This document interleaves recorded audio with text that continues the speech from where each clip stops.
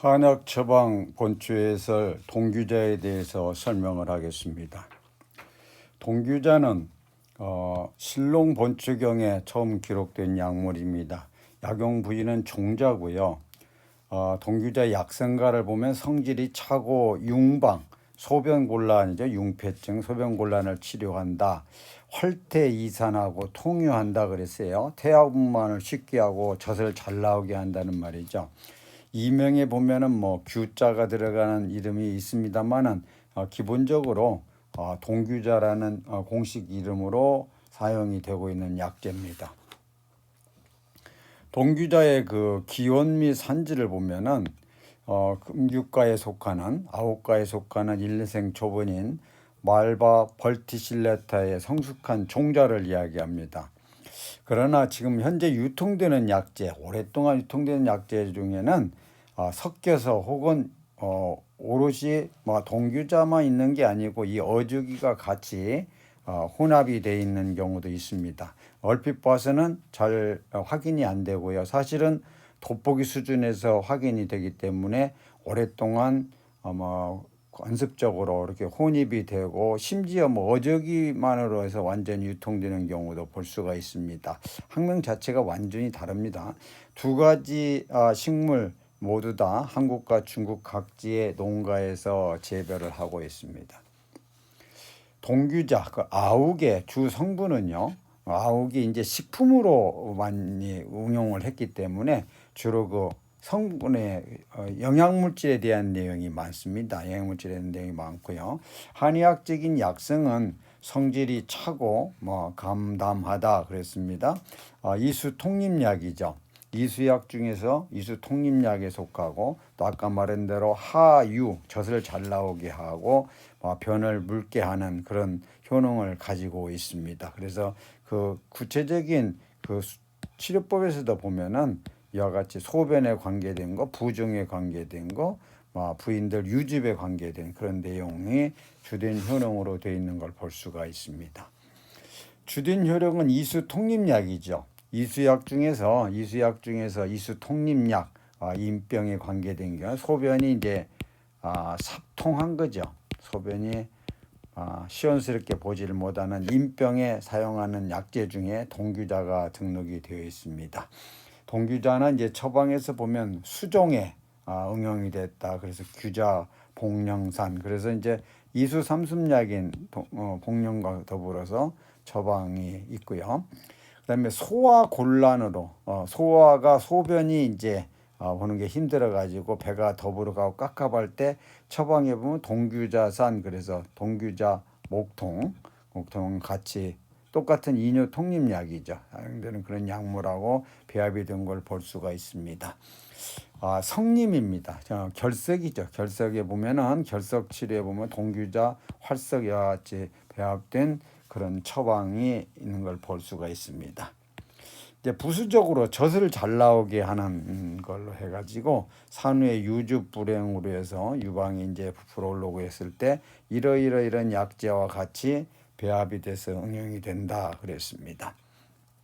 사실은 젖을 잘 나오게 하는 그 한방 처방을 분석해 보면은 4개로 분석이 됩니다. 지금 이수 삼습 시키는요. 소변 잘 나오게 하는 거 밖으로 뭘 빠져나가게 하는 걸 용이하게 해주는 거죠. 그런 약물이 해당이 되고요. 여기에서 지금 동규자는 여기에 해당이 됩니다. 또 아까 이게 목통도 여기에 해당이 되고요. 그렇습니다. 두 번째 보면은 청열 해독. 젖이 잘 분비가 되지 않으면 염증이 발생해서 유홍이 되죠. 그래서 이제 청열 해독에 보면 포공령이라든가 여기 누로라든가 이런 거가 청열 해독약에 속합니다. 그 다음에 이제 혈액 순환을 촉진시켜 줘야 되니까요. 활혈 거어 약물이 이제 젖이 잘 나오지 않을 때 사용된 걸 볼 수가 있습니다. 우리가 지금 젖이 잘 나오지 않고 전문사를 하는 그런 부인네들한테 유방 마사지를 하잖아요. 그런 개념으로 활혈거를 예상을 하면 되겠습니다. 활혈거에 해당되는 대표적인 이제 그 약재가 왕불유행, 천상갑 이런 거 활혈거 약인데요. 활혈거에 속하는 이런 약재가 되어 있고요. 여기 지금 통초는 아까 여기 목통하고 같이 이수 쪽에 속합니다. 그다음에 마지막에 보면은 이제 보음 시키는 거예요. 대표적인 거가 저체죠. 돼지 족이요. 그래서 처방에 보면은 젖이 안 나오는데 사용한 처방에 보면 저체탕 이런 게 있습니다. 그거는 이제 진액을 보충해 주는 거, 또 뭐 통유탕 등등 여러 처방이 있는데 젖을 잘 나오게 하는 그런 효능군을 나누게 뭐 이와 같이 4개로 나눌 수가 있는데, 동규자는 그 중에서 이 첫 번째 이수 삼습 쪽에 해당이 된다 그 말입니다. 윤장작용이 있다. 윤장작 모든 과실 종자류 약제는 그 지방류 물질로 해서 그 변을 촉촉하게 해서 변비를 치료하죠. 그래서 부수적으로 윤장작용을 가지고 있다. 그래서 요량 감소, 변비를 수반하는 이런 경우에 차전자 등과 배합해서 응용된다 그랬습니다. 해설에 보면은 이수 삼습약의 이뇨 통립약입니다. 뭐 기미로 설명할 때 감, 담, 한, 담미는 소변을 잘 나오게 하고, 감미가 있다는 말은 약간의 보익성이 있다는 말이고요. 그 말은 바로 이어서 질윤한다는 거고 연계가 됩니다. 그렇게 강력한 거는 아니다 그런 말이죠. 그래서 이수 통림시키는데 소변 분류와 수종, 임리, 삽통 등의 증상을 치료한다 그랬습니다. 부수적으로 아까 하유 소증에 대한 내용을 얘기했잖아요. 그래서 단방, 처방 등등에서 보면은 한방 문헌에서 보면 요 동규자를 약간 볶아 가지고 사인 등과 함께 분말해서 따뜻한 술에 복용을 하라 그랬습니다. 우리 처방에서 보면은 뭐 따뜻한 술에 복용하라 할 때 혹시 술에 대한 그런 염려를 생각을 하는 경우가 많은데, 잘 알다시피 술은 끓이게 되면 알코올이 그 휘발되기 때문에 알코올에 대한 문제는 걱정을 안 해도 됩니다. 중요한 거는 이제 동규자는 효력은 약한 편이다. 젖을 잘 나오게 하는 거든 간에 또 통림을 생각해 약한 편이다. 그래서 민간요법에서 하유의 목적으로 젖을 잘 나오게 하는 목적으로 주로 동규자 잎 있죠. 잎을 국을 끓여 먹기도 하고, 또 처방에서 보면은 동규자 종자를 갖다가 위와 같이 이렇게 볶아 가지고 먹는 경우도 있습니다. 윤장 통변 작용이 있다. 그래서 대변 변비를 치료한다 그랬습니다. 많은 물원에서 보면은 이렇게 임증을 치료한다, 젖을 잘 나오게 한다. 아까 요거는 촉촉하게 하는데 이런 걸로 해서 통유시킨다. 뭐 여기 근이라든가 입이라든가 종자가 효능이 뭐 비슷비슷하다 그랬습니다. 아까 이쪽에서 얘기한 미초에서 사인 등과 분말하는 거는 유인 양방에 보면은 동규자 사인 분말해서 먹으라는 그런 내용이 있습니다. 동규자 수치는 과실 종자류는 기본적으로 분쇄를 해야 되죠. 그래서 도수해서 사용한다. 이상적인 거는 이제 분쇄하기 전에 볶아서 분쇄하면 잘 분쇄가 됩니다. 금기는 이렇게 뭐 변이 물른다거나 몸이 약화되거나 임산부 같은 경우는 하기가 좀 조심했죠. 조심하는 거가 그 위쪽에 보면은 이제 파열시키면은 낙태가 되는 거고요. 그다음에 활혈도 조심하게 했고요. 그다음에 하기시키는 것도, 물론 여기에 독성이 있는 거는 임산부한테 써서는 안 되는 약으로 그렇게 됐고 오랫동안 처방이 그렇게 되어 있습니다. 다시 말해서 임신부한테 써서는 안 되는 약을 분류를 크게 나눠 놓고 보면은 독성에 관계된 거, 두 번째가 강력한 활혈시키는 거, 파열시키는 거, 낙태될 수가 있잖아요. 그다음에 활혈시키는 약도 궁극적으로 양이 많게 되거나 오랫동안 사용이 되면 파열될 수가 있기 때문에 임산부나 태아한테 불리하게 작용될 수가 있기 때문에 그렇습니다. 하악시키는 것도 임산부한테 조심했어요. 기행적 혈냉하잖아요. 그래서 하악시키면은 낙태될 위험성이기 때문에 조심을 하는 겁니다. 전반적으로 임산부한테 복용을 기하는 것은 요 4가지 조항에 걸리는 게 어떤 건가를 유추해 보면 알 수가 있습니다. 귤에는 거를 이제 그 설명하는 여러 가지 그 문헌 내용 중에 우리 강병수 교수님이죠. 원광대학교의 내 은사님이시고, 또 동국대학에서 퇴직을 하신 우리 은사님이신데 강병수 교수님이 옛날에 그 강의 시간에 말씀하셨던 뜻 있는 내용이 있어서 여기다 소개를 합니다. 원래 규는 해바라기를 얘기하는 거예요. 근데 규라는 의미는 보호한다는 뜻도 가지고 있답니다. 보호한다는 뜻은. 근데 가을에 씨를 심어가지고 겨울 동안에 볏짚으로 덮어두면은 이제 죽지 않고 봄에 씨가 맺힘으로 동규자라고 했다. 이렇게 설명을 하셨더랬습니다. 그래서 아주 특이하게 우리 강 교수님이 설명하신 내용이기 때문에 여기에 소개를 합니다. 자, 그렇다면 동규자와 경마자, 어저기 종자죠. 약효를 구분을 하겠습니다. 동규자와 그 경마자는 기본적으로 모든 내용에서 결정적으로 보면 요거는 소변을 잘 나오게 하는 거고요. 경마자는 청렬시키는 약입니다. 그래서 여러 가지 효능도 보게 되면은 두 가지가 완전히 차이가 나는 것을 볼 수가 있습니다. 두 가지 약재가 효력이 완전히 다르기 때문에 혼입도 돼서는 안 되는 거죠. 뭐 완전히 경마자를 쓰면 더더욱 안 되는 거고요. 동규자, 경마자 형태상 구분은 과실 종자 중에 크기가 작아서 육안상 구별이 쉽지 않은 약재에 속합니다. 문헌에서 이해된 감별 기술도 있기는 하지만 실제 유통에서는 충분한 감별이 어려운 것이 현실입니다. 작기 때문에요.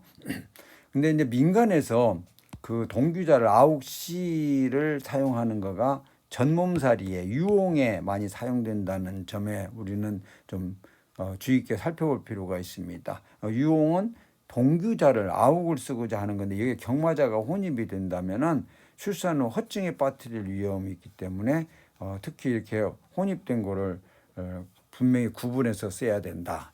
정확한 감별을 위해서는 돋보기만 사용을 해도 됩니다.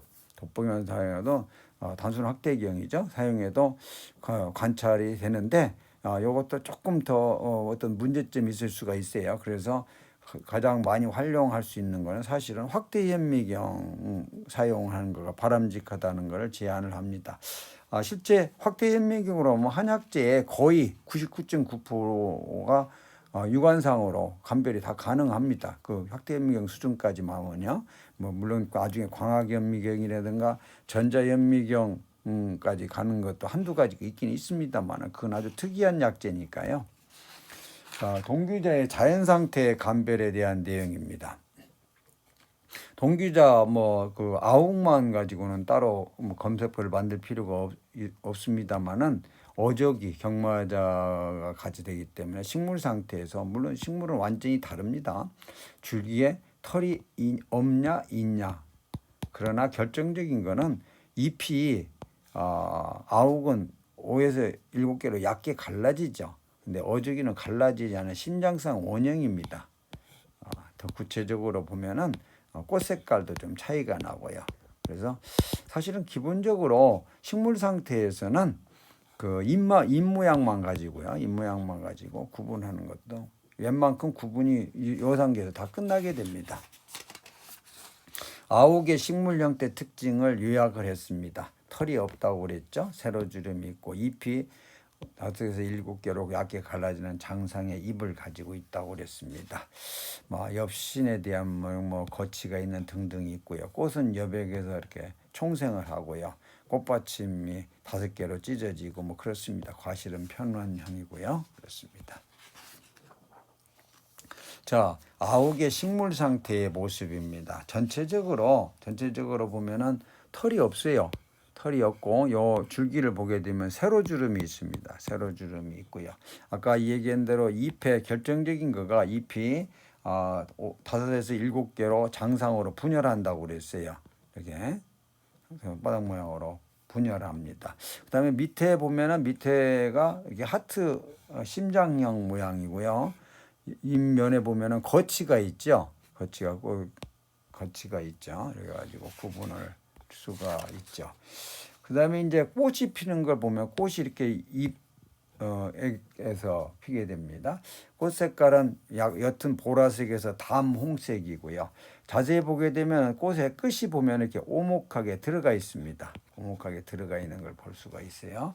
그다음에 이제 꽃받침, 이 꽃받침도 보면 꽃받침도 5개로 쪼개져 있고요. 종자는 이제 과실을 이렇게 맺혀가지고요. 나중에 보면은 이와 같이 편원형으로 납작한 원형인데 전체적으로 보면 10개에서 12개의 심피로 이렇게 나눠져 있습니다. 이게 우리가 식품으로도 많이 또 주변에서 쉽게 볼 수 있는 아욱의 식물 모습입니다. 이제 어적이죠.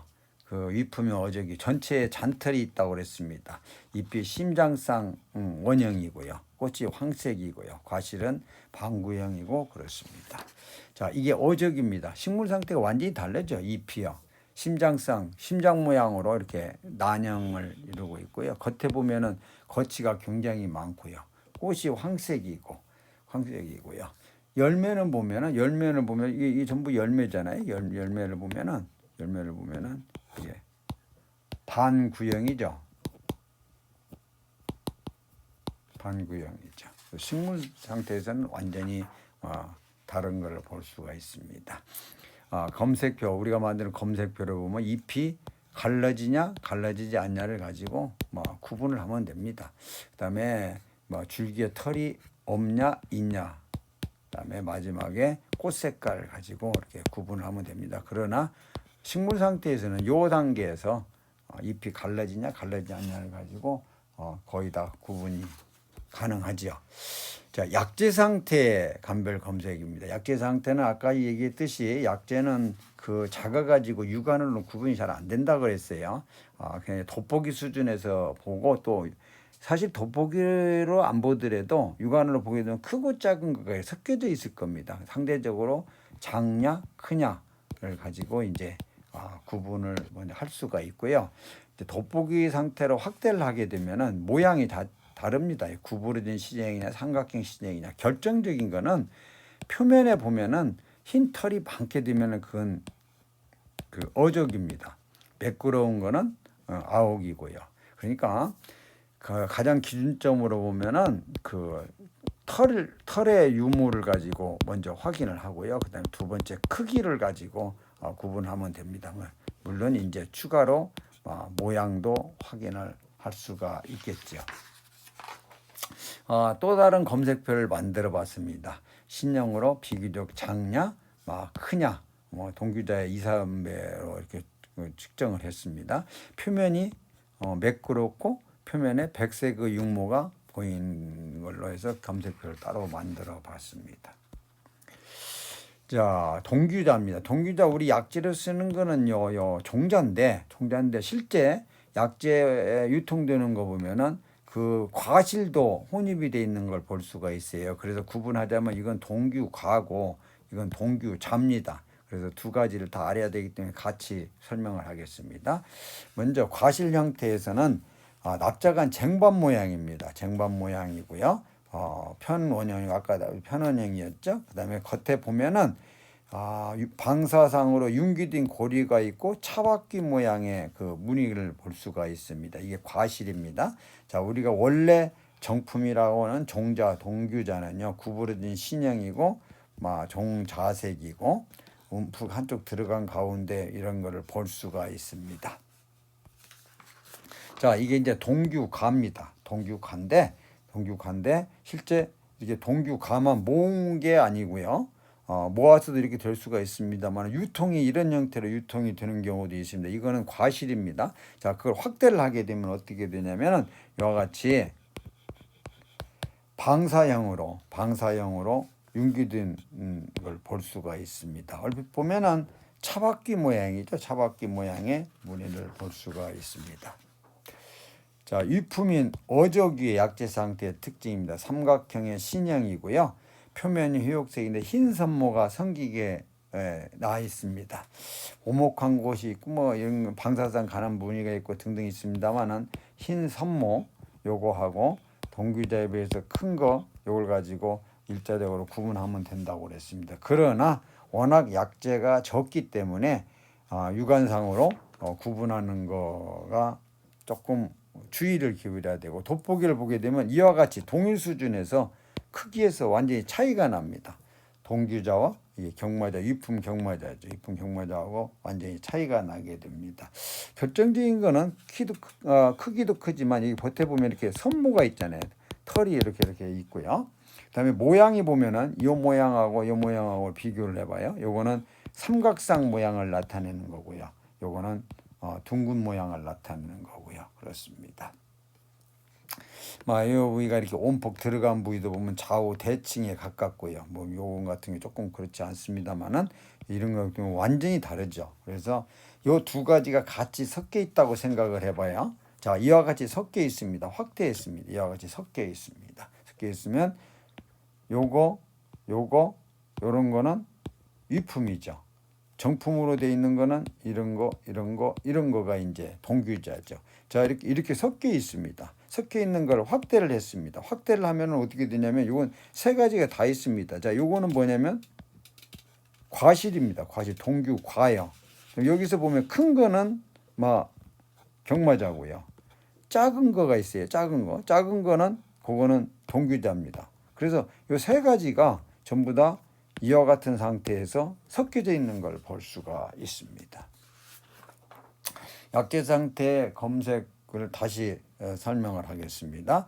상대적으로 작냐 크냐 또 구부러진 신형이냐 삼각형의 신형이냐 표면이 매끄러운표이냐 흰 선모가 많냐 이걸 가지고 구분하는데 1차적으로 구분할 수 있는 거가 겉에 흰 선모가 있냐 없냐를 가지고 정품과 위품을 구분을 하면 됩니다. 그 다음에 돋보기 수준을 보게 되면은 크기가 크고 작고 하는 거가 보이고요. 더 확대하지 않더라도 두 가지 종류에서 확실히 구분이 되기 때문에 모양에서도 구분이 할 수가 있습니다. 두 번째 검색표를 만들었지만 조금 크기나 이런 내용으로 와서 다시 또 구체적으로 했을 뿐입니다. 작냐 크냐 표면이 매끄럽냐 육모가 보이냐 이와 같이 구분을 했습니다. 다시 얘기하자면 유통시장에서의 문제점 오랜 관행입니다. 동규자, 경마자, 심지어 동규화까지 혼입되는 것을 볼 수가 있습니다. 우리 보통 이거는 최소한 돋보기 수준에서 구분하는 게 가장 이상적입니다. 아까 말한 대로 크기의 차이, 경마자가 위품이 훨씬 큽니다. 두 번째, 윗면의 돌기 길이의 차이, 이거는 아까 양쪽 돌기에 온품의 양쪽의 동규자는 비슷한 반면에 경마자는 한쪽이 길고 이런 형태를 띠게 되죠. 길고 뾰족하고 결정적인 거는 표면의 육모, 동규자는 표면이 매끈한 반면 경마자는 백색의 육모가 있다. 그래서 정확한 구분을 위해서는 확대 현미경의 활용이 바람직합니다. 확대 현미경은 그렇게 비용이 고가지도 않고 한방 의료기관에서 약재 감별하는데 대단히 유용하게 쓰일 수 있는 그 도구입니다. 이걸 한번 봐서 확인한 사람들은 확대 현미경이 가지고 있는 매력을 잊지 못할 정도로 굉장히 그게 아주 구분에 탁월한 그런 도구라고 생각을 하면 됩니다. 이상으로 그 동규자, 위품 경마자와 더불어 동규자에 대한 내용에 설명을 했습니다. 이 내용과 의견을 달리하는 게 있으면은 또 혹시 우선 취급을 원하는 한방 약물이라든가 처방이 있으면은 이 메일로 제안을 해주면 참고로 해서 다음 회수에 반영하도록 그렇게 하겠습니다. 이상으로 동규자에 대한 설명을 마칩니다.